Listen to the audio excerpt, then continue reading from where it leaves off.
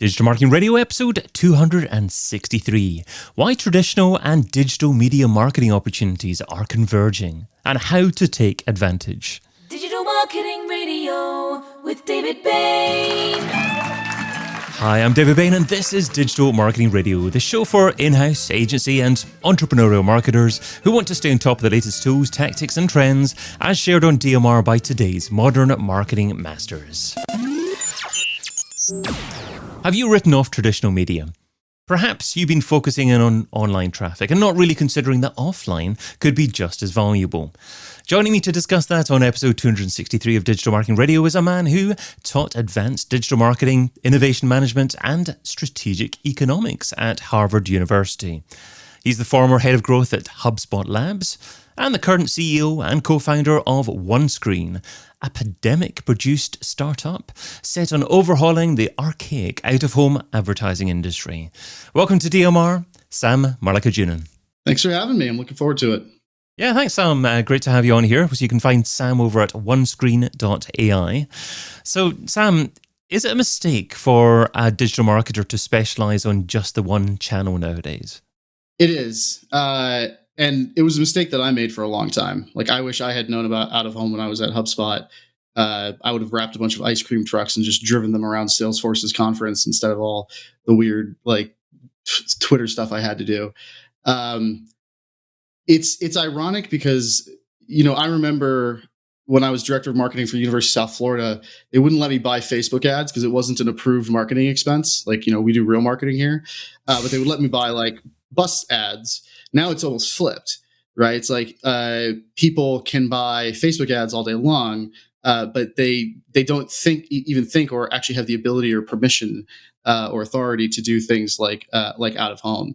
But especially as digital internet, I'll call them internet channels, have become ridiculously competitive, right? As well as, the trend towards privacy taking away a lot of the functionality that made Facebook, Google, et cetera, really powerful.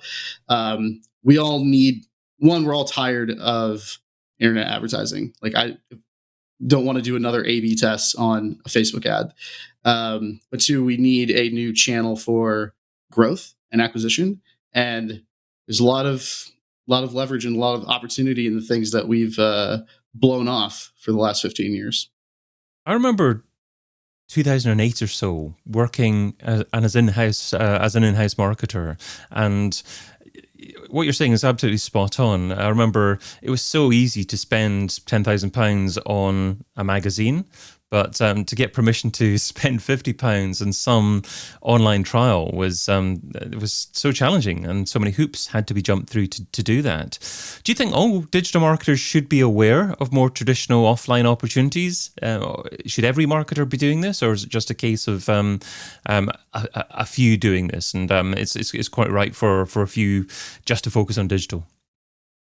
So everyone should be aware of it. I think something happened to the brains of marketers over the last 10 years where we went from trying to figure out new things and have new channels to we're just trying to optimize the things that we know and trust and understand and are easy.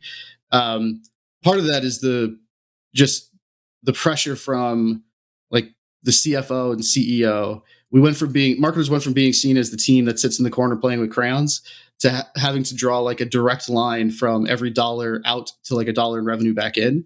And that's really easy to do through some of those channels. But it's something everybody should be aware of because we should always, as marketers, be exploring new mediums, new acquisition channels. It gives us a competitive edge, if you figure it out before your competitors. In terms of who it's appropriate for, any given medium, for out of home, at least, we have not yet found any brand where it's completely inappropriate. There are people who it's better for, like B2B account-based marketers, or B2C is a lot of what people think about.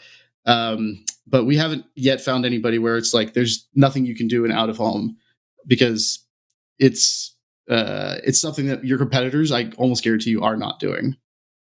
So what are the reasons why do you think that people aren't trying out of home, offline type marketing opportunities nowadays? Is it cost? Is it perception that it's takes a long time to create and actually action some kind of campaign, or other reasons? I think there's a little bit of both in there. One is we just don't think about it. Like prior to this, I'd bought billboards twice in my career, and once was just to piss off a competitor. We don't think about offline media. It's also, there's a lack of education. It's a terrible name for a category because it defines itself by what it isn't. So it has billboards and mass transit, but it also has like ads in bars and restaurants. It has the wrapped ice cream trucks. I live in Florida right now, so there's a plane flying over, trailing a message behind it.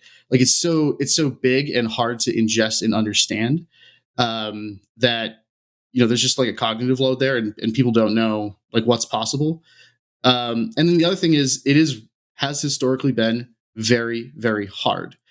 Part of that's because it's very fragmented. So Florida's got 16,000 billboards owned by 813 different companies.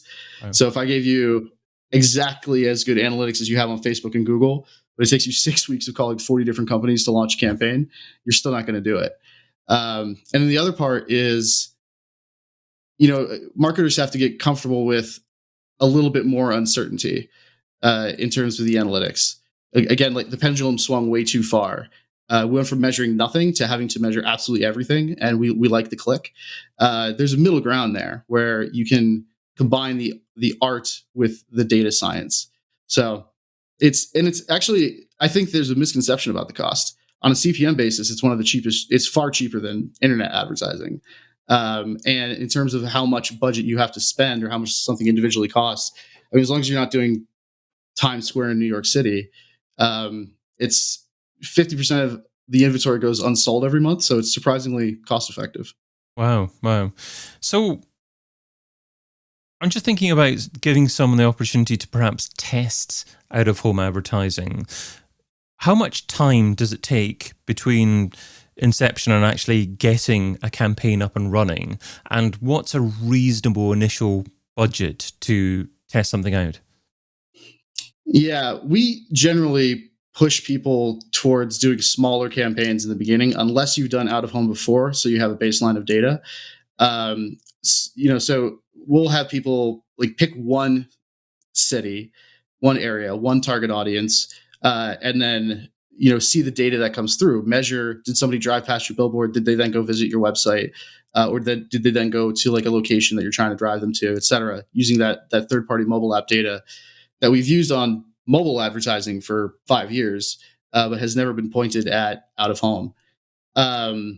So we tell people to start small. Usually it's something like between $10,000 and $50,000 a budget, and you want to run it for like 4 weeks or so that you get statistical significance. Mm-hmm.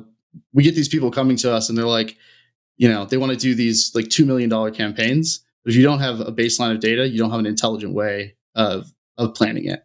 So not only should you, can you start with a much smaller budget? You really should, unless you know what you're doing.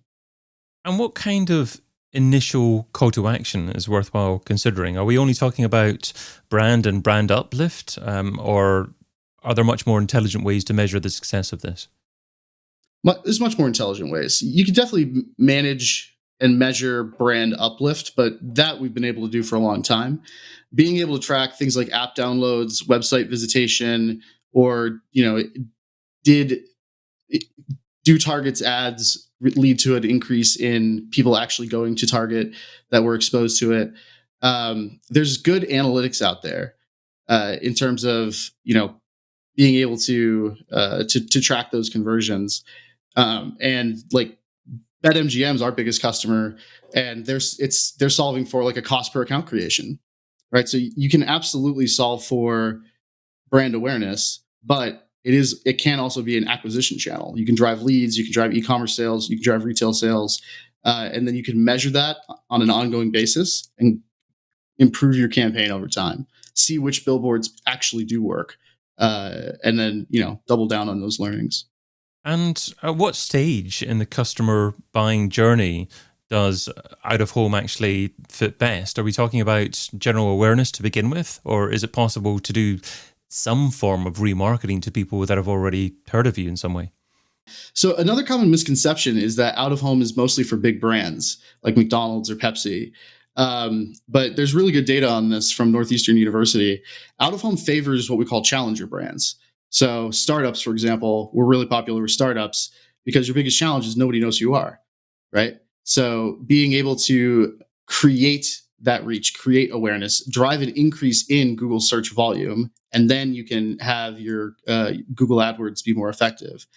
Um, the understanding who your target customer is, if you're account-based marketing, right? Like we can park an LED truck across the street from the office you're trying to sell to with a photo of the sales rep saying like, "Hi, I'm Jim. I'm going to call you next week."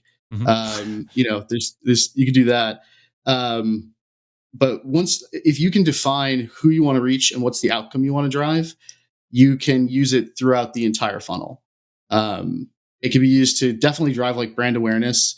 It can be used for direct response acquisition, and they can also work in synergy together. So, like retargeting people on Facebook after they saw your Facebook ad has a ridiculous increase in the yield that you get from your Facebook ads, because nobody's impressed that you can buy Facebook ads. There's a trust issue there. But if somebody sees you on a billboard, because historically it's been really hard and people think it's expensive, et cetera, it creates a lot of trust. So it can also work with the other channels further down the funnel. Okay. So, I mean, obviously there are lots of different advertising techniques and channels as part of out of home. You've got your ice cream truck wraps that you talked about earlier on, but also you mentioned digital as well as part of the mix. So how good and instant is the analytics for the digital part of this? So if you have a digital billboard, for example, is it possible to see analytics of how many people have passed by the digital poster, if you can call it that? How many people have perhaps scanned a QR code? What kind of analytics is available?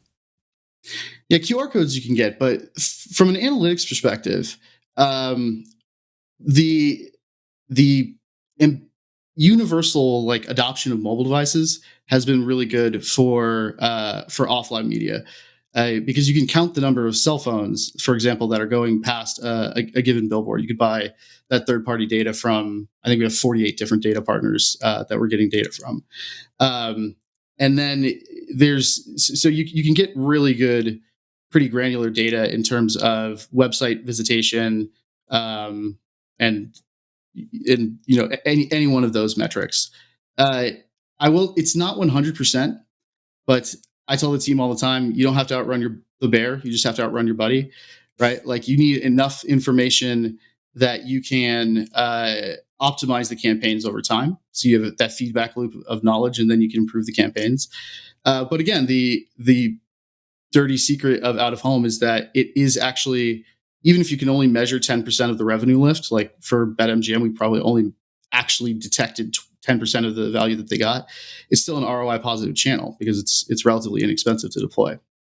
You mentioned MGM a couple of times. Are you able to share any specific examples of specific campaigns of brands, perhaps of brands using your own service or other brands that you've seen out there, integrating out of home into their overall marketing mix, integrating it really effectively with digital, what style of campaign it was and how it actually integrated with digital?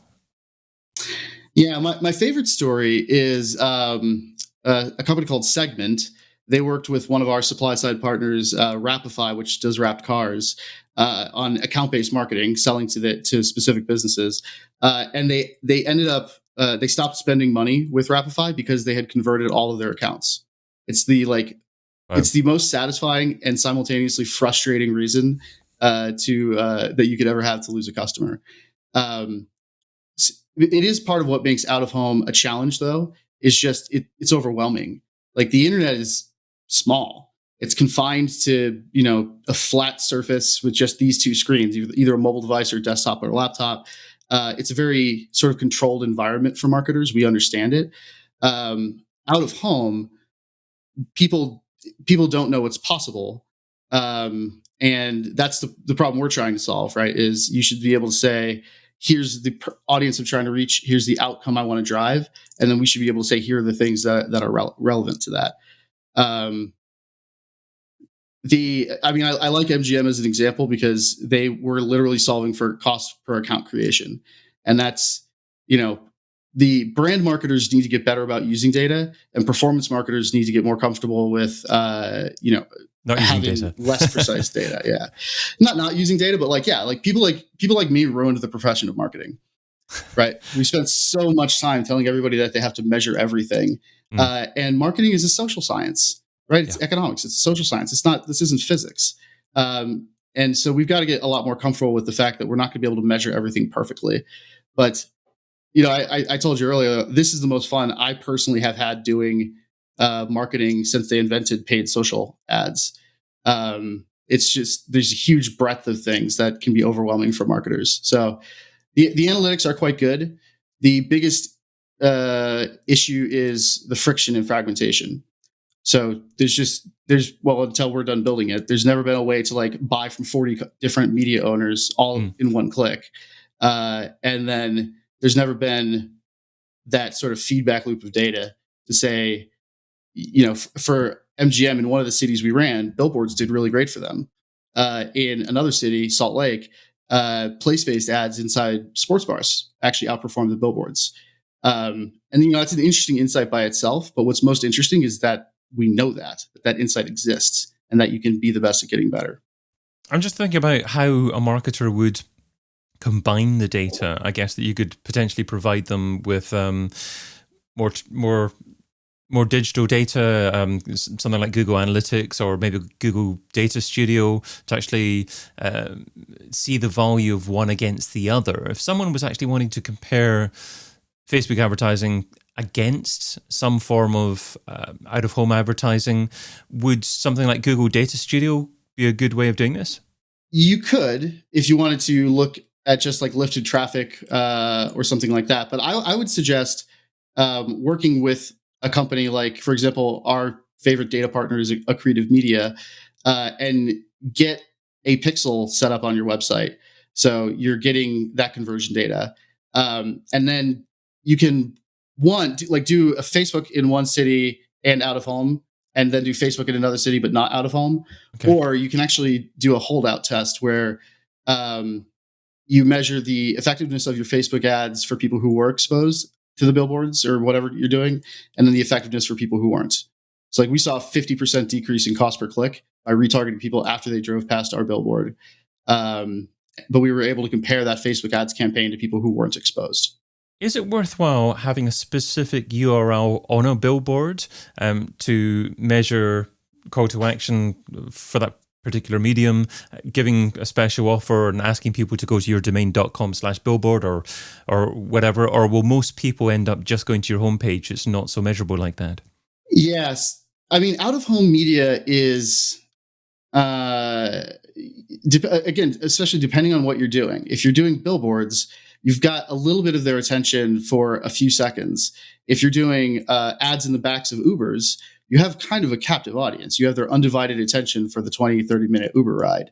Not all mediums are created equal in terms of what they're useful for or what they're good for.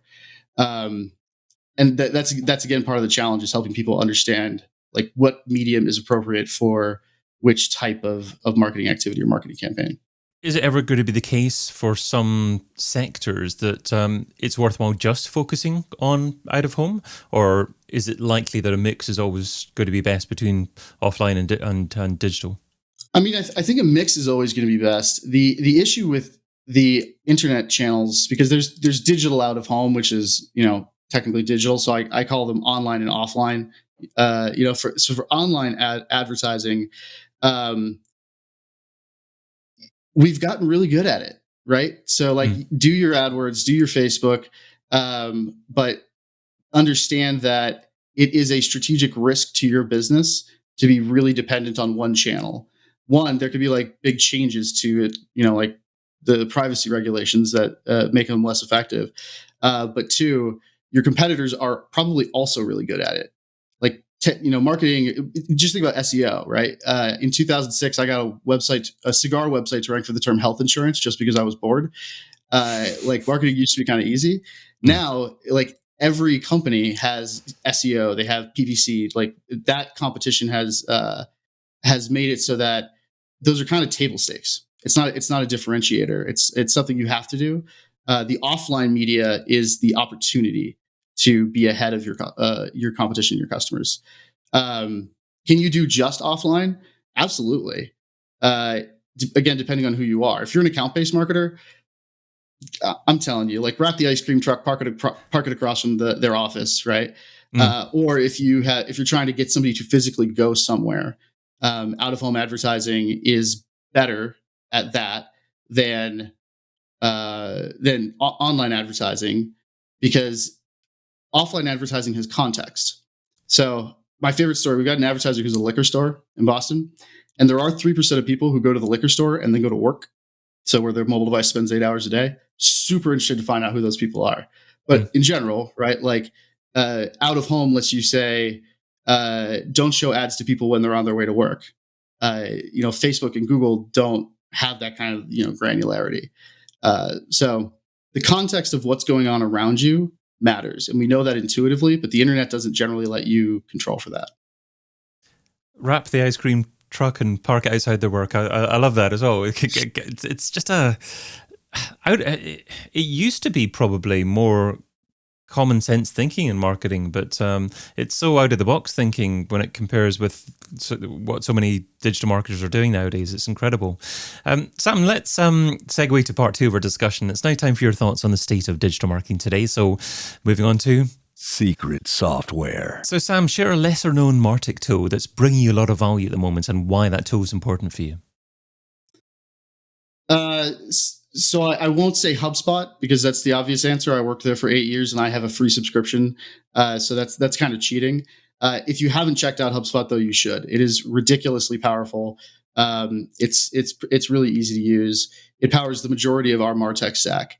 From an ad tech perspective, specifically as a subset of MarTech, there's some really interesting things. For example, Keely.io, which just rebranded to Reclaim, which literally pays people to share their data instead of like stealing it, right? You can put the app on your phone and they'll send you money for, sharing your location data and connecting your credit card or whatever. And you get ridiculously good depth of data on your existing customers or on competing competitor customers, et cetera. Because it turns out that when you pay people for their data instead of stealing it, you get much more accurate data and much more of it that you can use. So if you haven't checked, especially if you're doing any digital advertising, either online or offline, I would definitely check out the folks at Keely.io. How do you spell Keely.io? KILLI.io. They just rebranded to Reclaim with a K instead of a C.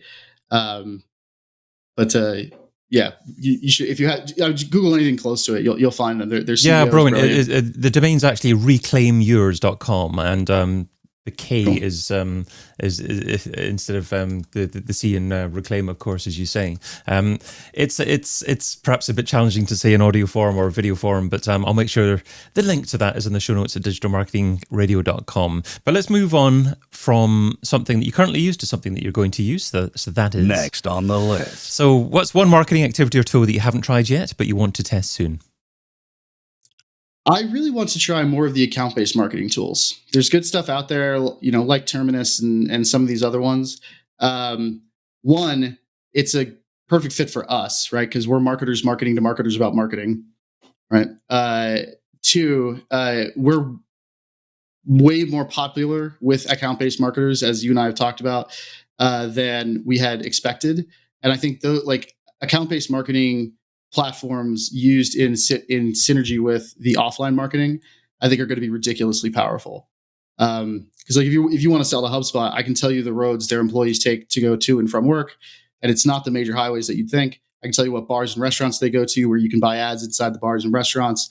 And so if you combine that with the metadata.io and Terminus and some of these really cool ABM tools, that's gonna be really powerful. So anybody listening, if you have a favorite ABM tool, send me a tweet or something, so I know what to check out, because that's a it's a big category, and it's one that I've never really done before, and I want to learn more about it. Is this type of targeting going to be available for out-of-home advertising in the future? I'm thinking, you mentioned HubSpot, and you know the roads to HubSpot for employees.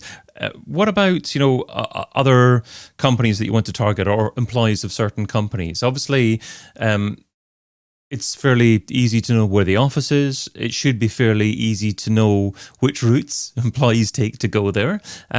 Is it possible now, or will it be possible in the near future to just target out-of-home advertising along those routes, for example? Yeah, give me an address or a pair of lat long coordinates, and so you're a proper SEO nerd like me. I'll explain kind of how our platform works. We ripped off Google's PageRank concept. If you think of two spots on a map, like two websites, and a mobile device observed at each as an inbound link. Mm-hmm. If you want to sell to people who work at hospitals in Pittsburgh, there's 54 billboards. 18 of them have the most inbound links to people who also work inside the hospitals, and 9 of them, if you want to reach doctors and administrators, 9 of them also over-index for people who live in like high-income neighborhoods. Right. So that's how we look at. My co-founders hate it when I use things like geospatial intelligence, but like the literal physical buyer's journey, how somebody moves about their day, and any two points on a map, you can understand the relationship between that point on a map and any other point on a map. Now, I've heard Gary Vaynerchuk saying things like billboard advertising is dead because people just stare at the screen in front of them nowadays. How many people actually look at billboards nowadays and act on what's on them? I think and there's an interesting phenomenon where COVID created, and the lockdowns created an overdose of digital saturation. We're actually tired of it. I know some e-commerce companies who think of the reopenings as actually a strategic threat, because going to Petco is now an outing.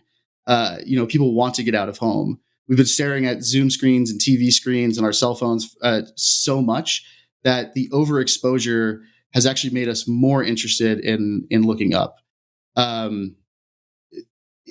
So I definitely, there's no way that you can say that kind of stuff is dead, that people are looking down at their screen all the time. People are definitely, the real world is much bigger, right? Like the internet that you have to reach me is 0.1% of the reality that I actually experience on any given day. There's other things too, like the newer, younger generations, they like out of home or offline advertising better, because they don't want you to interrupt their TikTok or their Snapchat experience. That isn't compelling to them. But if you walk past a beautiful painted mural, and yes, you can do that through our marketplace as well, that has a different impact on you. So people staring down at their phones all day is what Google and Facebook want to have happen. It's the internal mission of our team is actually like to save the real world, is kind of what we talk about. Like, we want to make the real world useful by making it easy for brands to create compelling experiences the way that we do online. That's a good answer, because in thinking about it, obviously over the last couple of years or so, people have been getting zoomed out. They've been having so many online meetings, they just want to get away from their computers. So if they're traveling again, they're probably less likely to be able to be looking at their little devices than they were before. Let's move on to the next stage, which is the this or that round. So this is the quick response round. 10 quick questions, just 2 rows here. Try not to think about the answer too much, and you're only allowed to say the word both on one occasion, so use it wisely. Are you ready? Let's do it. TikTok or Twitter? Twitter. Facebook or LinkedIn? LinkedIn. YouTube or podcast? Podcasts. Traffic or leads? Leads. Paid search or SEO? SEO. Ads or influencers? Ads. Google ads or Facebook ads? Facebook ads. Email marketing or chat marketing? Email marketing. MarTech stack or all-in-one platform? All-in-one platform. One-to-one or scale? Scale. That was too easy. There's normally one answer that I guess just struggles with a little bit, but you were just so fluid and didn't seem to be second guessing yourself at all. Was there anything that you really had to think about there? Yeah, Facebook ads is another example of things that people just do poorly. They try and take the same bottom of the funnel creative and copy and call to action that they would have for anything else, and just like assume it's going to work on paid social media, where they're earlier in their buyer's journey. The other thing is Facebook's machine learning is ridiculously good. And it's why I also said leads. I would actually not even say leads. I would say like opportunities. The further down the funnel you can track, and understand like what brought that person in, what influenced them to conversion, the better you can train like Facebook's machine learning algorithm or just your own analytics. So measure down funnel as much as possible, and understand the relationship between the medium you're using to reach an audience and where they are in their buyer's journey. Great thoughts. Let's move on to the $10,000 question. If I were to give you $10,000 and you had to spend it over the next few days on a single thing to grow your business, what would you spend it on and how would you measure success? It partially depends on my company. If I'm a B2B ABM company, again, buy their ice cream truck, park it across from their office. But I would spend it on a company called Billboards. They let you create like it's basically an auction for billboards. You can get a ridiculous amount of reach for a very low cost. So you can do all of the cool offline things that billboards give you, but it's a really easy to use interface and you get just ridiculous bang for your buck. So I would if I had to do just one activity, it would probably be spending money on billboards, because that's going to make everything else work better anyways. Superb. Well, to finish off, let's shift the focus to someone else who deserves it. So that is a magical marketer. So who's an up-and-coming marketer that you'd like to give a shout out to? What can we learn from them and where can we find them? There's a woman named MK Gettler who was, until recently, the head of marketing for Alice in Boston. Easily one of the top 5 marketers I've ever hired. She worked with me at a previous company. She is not only very talented and very organized and good at managing a marketing team.